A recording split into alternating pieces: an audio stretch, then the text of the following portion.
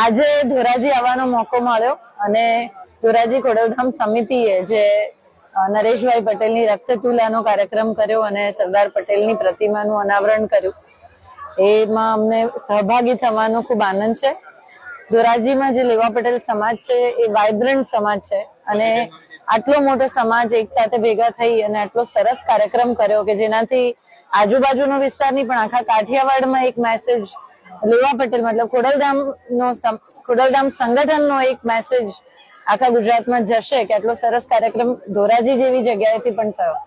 અને ધોરાજી હંમેશા મને એવું લાગે છે કે કાઠિયાવાડમાં આગળ પડતી જગ્યા હોવી જોઈએ તો જ આટલું સારી રીતે સંગઠન હોઈ શકે. એટલે અમારા જેટલા બી જૂના ટ્રસ્ટીઓ છે, અમારા જૂના આગેવાનો છે કે જેણે અહીંયા નીવ નાખી અને આટલા બધા લોકોને યુવાનોને તૈયાર કર્યા, એનું ઋણ ખોડલધામ ટ્રસ્ટને હંમેશા રહેશે.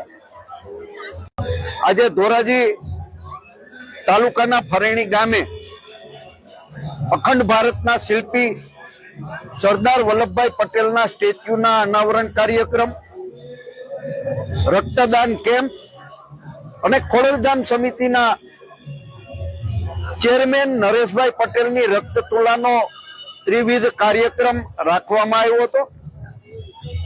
આજુબાજુના ગામોમાંથી સમસ્ત લેવા પાટીદાર સમાજ મોટી સંખ્યામાં ઉપસ્થિત રહ્યો હતો અને સમાજને વ્યસન મુક્તિ, સમાજની એકતા અને ખોડલધામના જે નવા પ્રકલ્પો છે એ પ્રકલ્પોને પૂર્ણ કરવા માટેનો સૌએ સાથે મળી અને સંકલ્પ લીધો હતો. ભવ્ય કાર્યક્રમમાં નરેશભાઈ પટેલ, સમાજના સૌ શ્રેષ્ઠીઓ, સામાજિક રાજકીય સૌ આગેવાનો અહીં ઉપસ્થિત રહ્યા હતા.